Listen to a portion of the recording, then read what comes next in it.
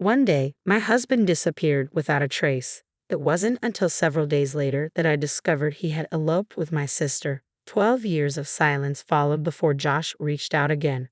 "I'm bringing my wife back home. You're in the way. Move out of my parents' house. It appears he doesn't want me living with my in-laws anymore." 12 years after the fallout, at a time when tensions had eased, he plans to welcome my sister Nova as his new wife. Yet he and Nova remain oblivious to the shifting dynamics and feelings within the family over these 12 years. My name is Ivy, and I'm 27. I studied design and later worked at a web design company.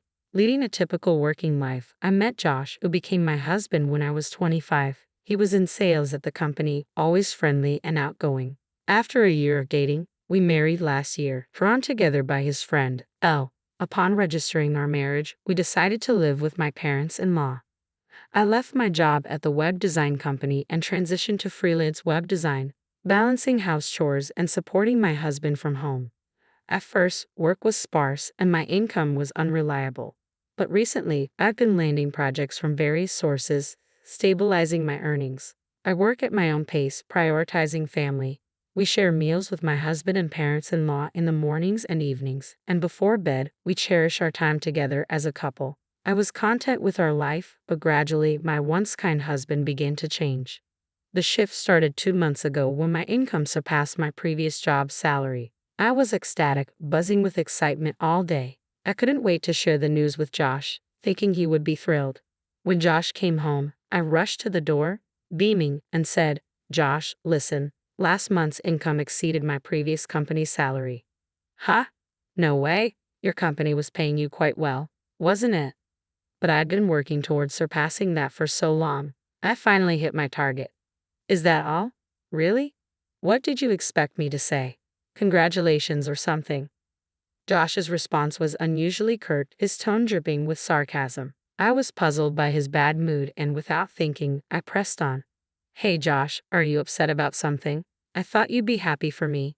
"Why would I be happy? My salary didn't go up."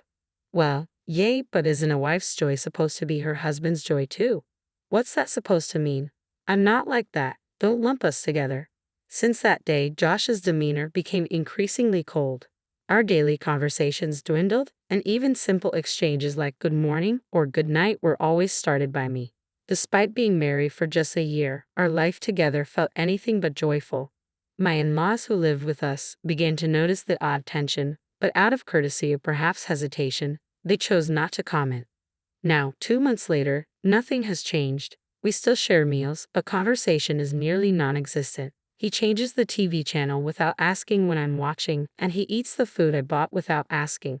I chose to stay silent, knowing that arguing would only make things worse. One day, while I was cleaning the house, my mother-in-law approached me with a look of concern. "Ivy, are you okay?" she asked gently. "Huh, what do you mean by okay?" "Well, when you and my son first got married, you used to go out together a lot. Lately, it seems like you don't do that as much, and there isn't much conversation either." "Hi, yeah, it's only been a year since we got married. It's a bit strange, isn't it?" I forced a smile to avoid worrying her, but she seemed to see through it. With a serious look, she gazed at me intently. "If you don't want to talk, I won't push you, but I'm really concerned about you. Lately, you seem a bit distant." "Distant? That's not really. Your father-in-law has noticed it too. We're both worried that maybe you're pushing yourself too hard." Her concern was incredibly touching. Feeling the warmth of her empathy, I decided to share what was happening.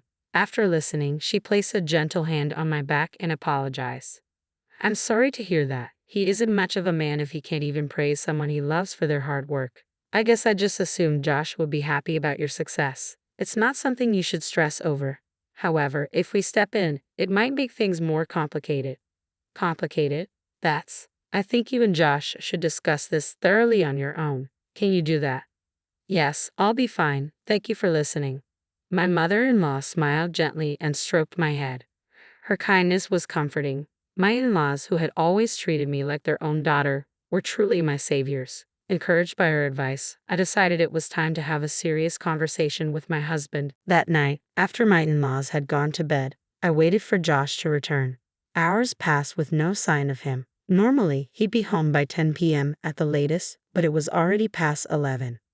"Why is he so late?" No response to my messages either. Could something be wrong? Worried, I called him multiple times, but each call went unanswered. I anxiously waited for over an hour. Finally, after 12:30 a.m., he returned.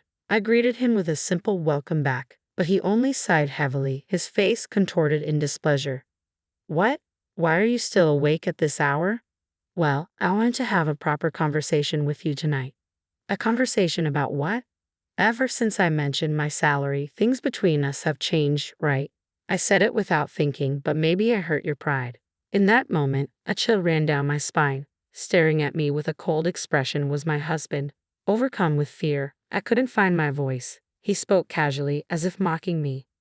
There's really no need to talk with you anymore. Waiting up for me and trying to have a conversation.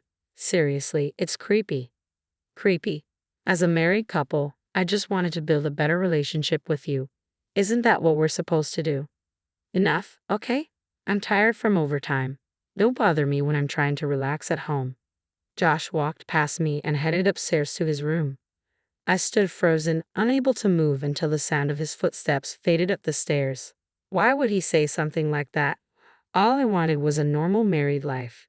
Despite my mother-in-law's encouragement, nothing had been resolved. Confronted with such hostility, I lacked the courage to broach the subject with Josh again. I felt as if my entire being had been dismissed, and my chest tightened with despair. 2 months passed with no conversation between us, and each day blurred into the next. The day Josh disappeared was just another ordinary day. As I looked around his room, something struck me as odd. Had Josh's room always been this tidy? Known for his untidiness, his room was unusually organized. The closet was almost empty, and there was no suitcase. It finally hit me, he had left. I rushed to contact my in-laws, but their phones were either off or unanswered.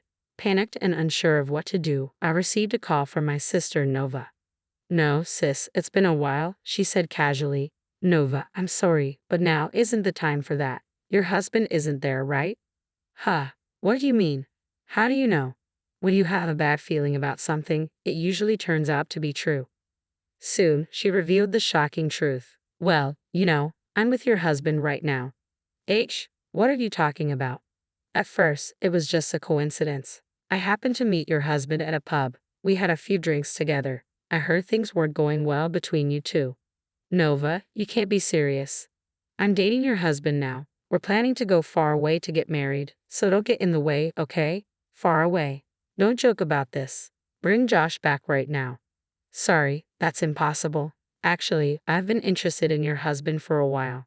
He's tall and handsome, so sorry, but he's mine now.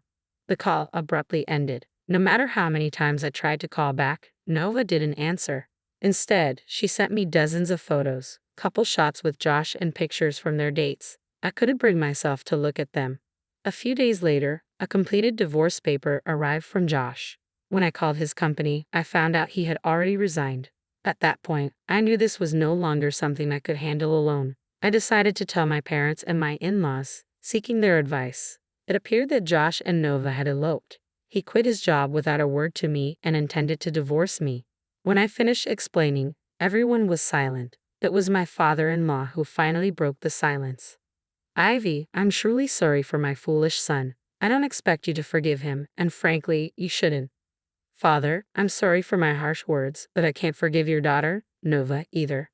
Tom, you're like a real daughter to us. I can't forgive those two who have hurt my precious daughter. That's how I truly feel. Hearing those words from my father-in-law, my mother-in-law, and my own parents nodded in agreement. At that moment, our views on Josh and Nova shifted completely. May and Lars, who had been considering moving due to their aging house, decided to relocate without telling their son, expressing a desire to cut all ties with him. Meanwhile, my parents decided to sever all connections with my sister. They made it clear that even if she returned, they would treat her as a stranger and never allow her back into the house. My father and mother were resolute. A person who could betray their own sister by stealing her husband was no longer their daughter. I took this as an opportunity to move back to my parents' home. As a condition for finalizing the divorce, I demanded compensation from both Josh and Nova. Josh agreed, saying, "If that's what it takes for a divorce, I'll pay." Shortly after, several $1,000s were transferred to my account. With that, I completely cut ties with Josh and Nova. 12 years after the divorce, much had changed. My in-laws bought a condo, demolished their old house, and sold the land. My reputation as a web designer had soared, and my income was now incomparable to what it had been before. Thanks to this success, I regularly traveled with my parents, enjoying fulfilling days. On this particular day, absorbed in work, my phone rang. Assuming it was a work-related call, I answered without checking the screen. However, the call brought back unpleasant memories. Long time no see, Ivy. How have you been? Josh, as expected, you still remember your ex-husband's voice, right? His tone was as mocking as ever. What do you want? It's been 12 years since the divorce. Why contact me now? I responded dismissively, and he chuckled with that unpleasant laugh of his. Well, you see, you're in the way. Could you leave within 10 minutes? Ha! What are you talking about? We're in financial trouble, so we're heading your way. I'll bring my wife back, so you better leave my parents' house. He still believed I lived with my in-laws after all these years, thinking enough time had passed for things to return to normal. In the background, my sister Nova chimed in. That's right. Get out. These two really know nothing. After 12 years, they think they can be forgiven just like that. The world doesn't work that way. I'll show them how. Taking a deep breath, I gathered my resolve and delivered my final words. If you want to go back, be my guest, but I'm no longer at your parents' house. Really? Did you get kicked out by my dad or something? Are you an idiot? Your parents' house doesn't exist anymore. Ha! What are you talking about? Josh's voice trembled, sounding anxious. They must have reached the spot where his parents' house used to be. He let out a desperate shout. What the hell is this? I replied coldly. As soon as you both eloped, we decided to cut ties with you. Your parents moved long ago, and my parents disowned the woman with you. In other words, there's no place for you to come back to. This has to be a joke, right? There's no way. It's up to you whether you believe it or not. Neither I, nor your parents, nor my own father and mother think of you as family. There's no value in having someone like you who tramples on people's feelings as part of the family. That's cruel, isn't it?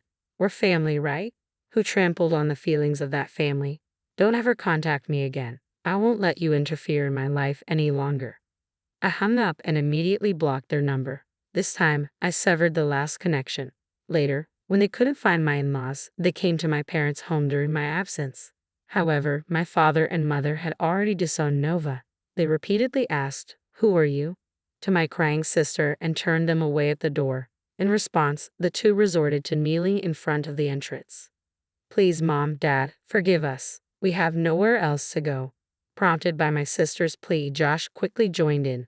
Please, our family home is gone. We have nowhere to return. Enough. You two are no longer family. In fact, Dad called the police. Wait, hold on. Please. Father-in-law, mother-in-law, you have no right to call me that. Get out. When their persistence continued, my parents called the police and reported them for causing a disturbance. Since then, their whereabouts have been unknown. Apparently, both Josh and Nova are jobless and without a place to stay, desperately seeking financial help from friends. However, rumors about their behavior have spread, and no one was willing to assist them. Returning to their hometown seemed nearly impossible. They now face the challenges of starting anew in an unfamiliar place, dealing with the consequences of their own actions. This is the outcome of their choices. They sowed these seeds, and now they must face the consequences. Along with my parents, I have no intention of ever seeing them again. I hope they live with the regret of the wrongs they have committed.